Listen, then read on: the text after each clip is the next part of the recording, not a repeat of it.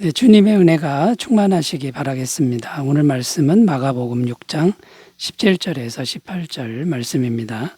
전에 헤롯이 자기가 동생 빌립의 아내 헤로디아에게 장가 등고로 이 여자를 위하여 사람을 보내어 요한을 잡아오게 가두었으니 이는 요한이 헤롯에게 말하되 동생의 아내를 취한 것이 옳지 않다 하였음이라. 아멘. 오늘 말씀의 내용은 세례 요한이 어떻게 순교를 당했는지에 대한 말씀입니다. 세례 요한이 헤롯 왕의 죄를 당당하게 지적했기 때문이라고 말씀합니다. 17절 18절에 보면은 전에 헤롯이 자기가 동생 빌립의 아내 헤로디아에게 장가 등고로 이 여자를 위하여 사람을 보내어 요한을 잡아 옥에 가두었으니 이는 요한이 헤롯에게 말하되 동생의 아내를 취한 것이 옳지 않다 하였습니다. 헤롯 왕이 동생의 아내와 불륜을 저지르고 또 동생의 아내를 힘으로 빼앗았다는 것인데요. 간음죄를 지었고 근친상간의 죄를 지었고 또 남의 아내를 빼앗는 아주 질이 나쁜 그런 죄를 지은 것입니다. 당시 이 절대 권력을 가진 헤롯 왕이 자기의 권력으로 이런 죄를 저질렀는데 세례 요한은 이 아랑곳 않고 당당하게 잘못된 것이다. 그건 죄다라고 이렇게 지적을 했다라는 겁니다. 그러니까 죽을 수밖에 없었다. 이것을 지금 말씀하고 있습니다.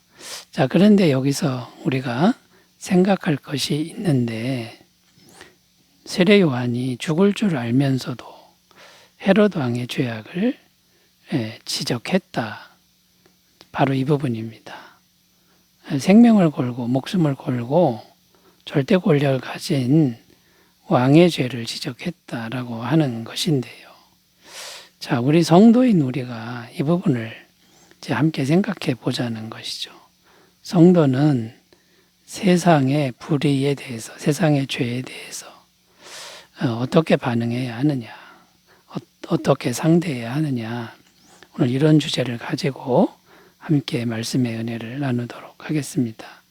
자, 성도는 세상의 불의에 대해서 어떻게 상대해야 하냐면요. 첫 번째는 죄는 죄라고 선포해야 한다라는 겁니다. 죄는 죄라고 분명히 말해 주어야 한다. 그것이 성도가 해야 될 일이다라는 겁니다. 성도는 세상을 향해 죄는 죄라고 선포해야 될 책임이 있는 존재다. 이것을 우리가 먼저 생각을 했으면 좋겠습니다. 자, 이것이 우리를 죄로 물든 이 세상에 있게 한 주님의 뜻이라는 거죠. 구원받은 즉시 천국으로 데려가지 않고 이 세상에 둔 이유는 이 죄에 대해서 분명하게 선포하는 그 역할을 하라는 그런 뜻이 있다라는 겁니다. 에스겔 33장 6절 7절입니다.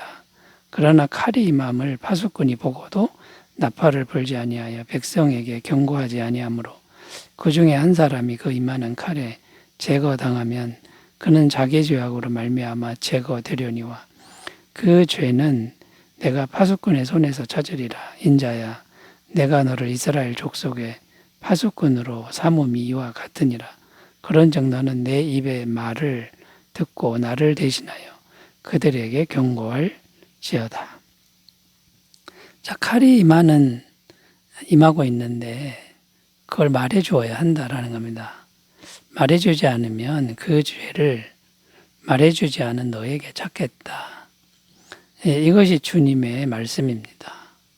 자, 그러니까 여러분, 성도의 책임은 죄는 죄라고 말해 주어야 한다라는 거죠. 그래야 우리가 하나님의 벌을 피할 수가 있다라는 겁니다.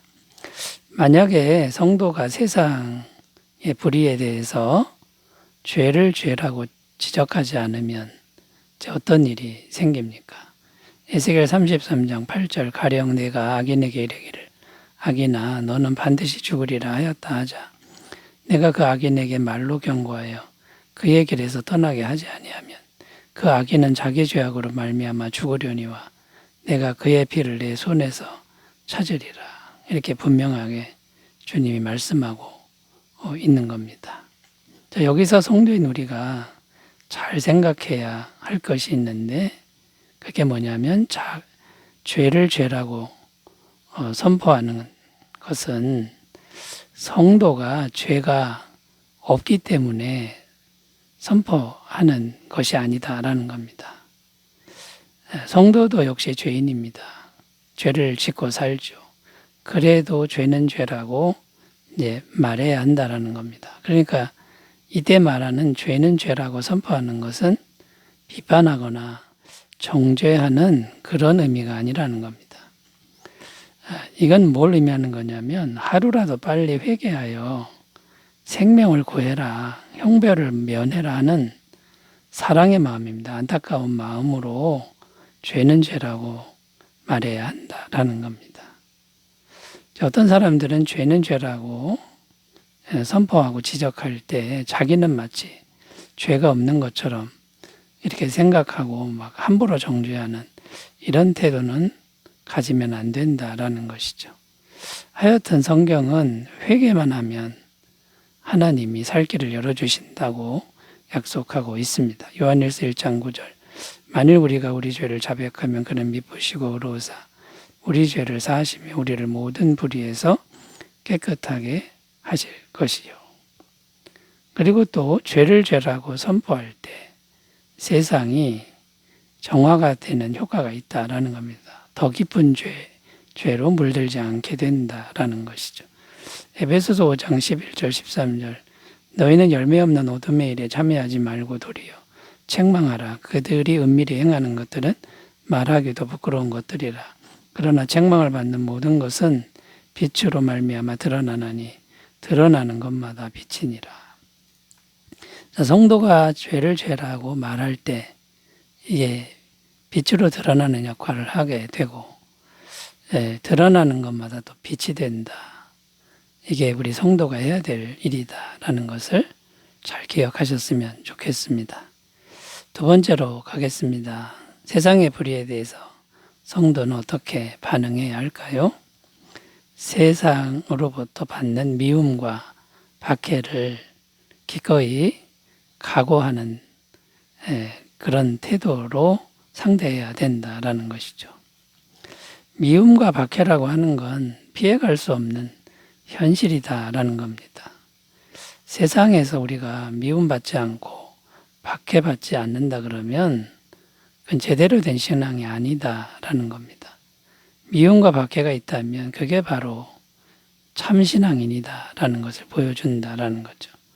요한복음 15장 18절 19절 세상이 너희를 미워하면 너희보다 먼저 나를 미워한 줄을 알라.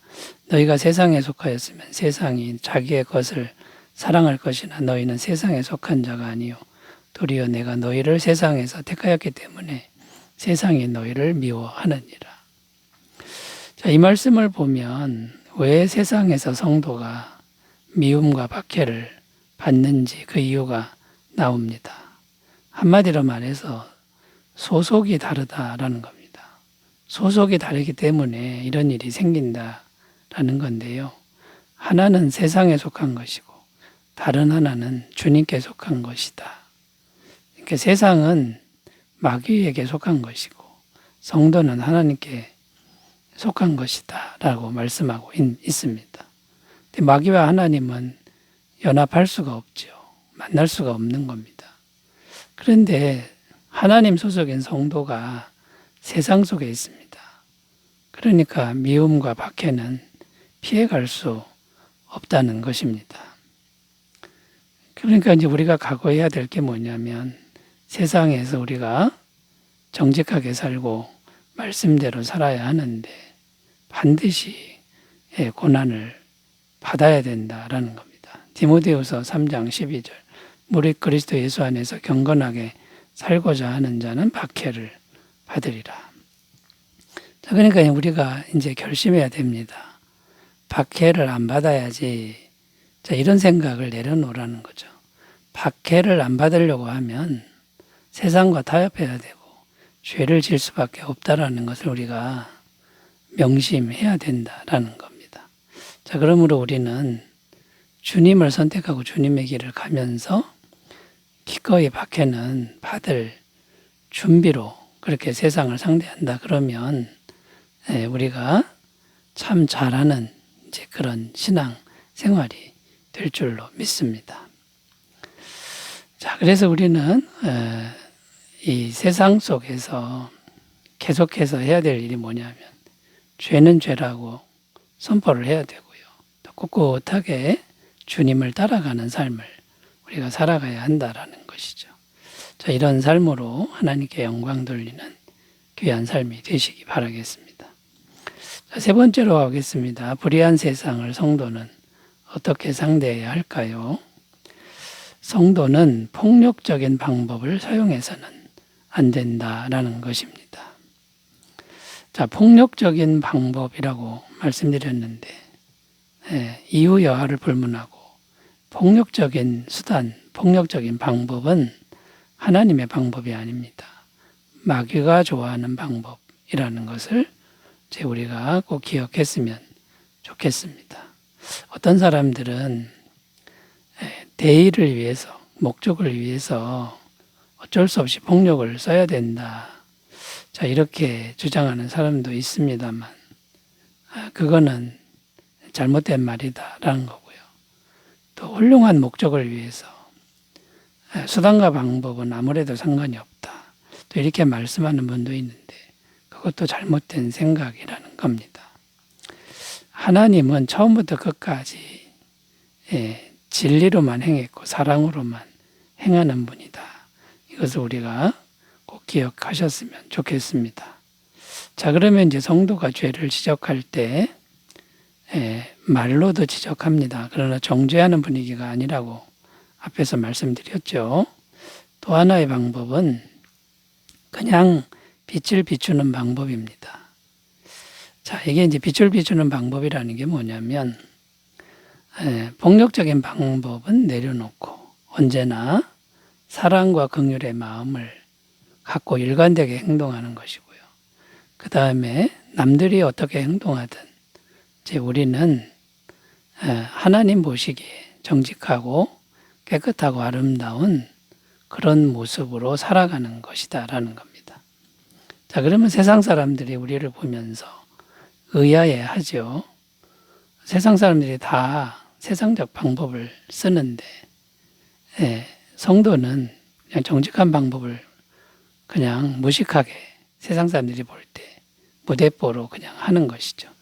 이게 그냥 빛을 비추는 방법이라는 겁니다. 이런 방법을 통해서 세상을 상대하는 것이다 라는 겁니다. 마태복음 5장 14절 15절 너희는 세상의 빛이라 산 위에 있는 동네가 숨겨지지 못할 것이요 사람이 등불을 켜서 말 아래 두지 아니하고 등경 위에 두나니 이러므로 집안 모든 사람에게 빛이 있느니라. 자, 묵묵하게 성도로서의 길을 걸어가는 겁니다. 선한 길, 깨끗한 길을 걸어가는 것. 불의한 일에 가담하지 않는다라는 거죠. 이런 길을 걸어간다 그러면 주님께서 우리의 삶을 통해서 하나님께 영광 돌리게 만들고 또 이 어두운 세상에 빛을 비추는 이제 그런 도구로 우리를 사용하게 될 줄로 믿습니다. 자, 여러분, 하나님 말씀을 꼭 기억하시고 우리가 항상 빛 가운데 행하는 사람들이 되시기 바라겠습니다. 기도하겠습니다. 하나님 아버지, 세상은 항상 불의한 길을 고의로 일부러 갈 때가 많습니다만 우리 성도는 항상 빛된 길을 꿋꿋하게 걸어가도록 도와주옵소서. 예수님의 이름으로 기도드립니다. 아멘. 은혜가 충만하시기 바라겠습니다. 감사합니다.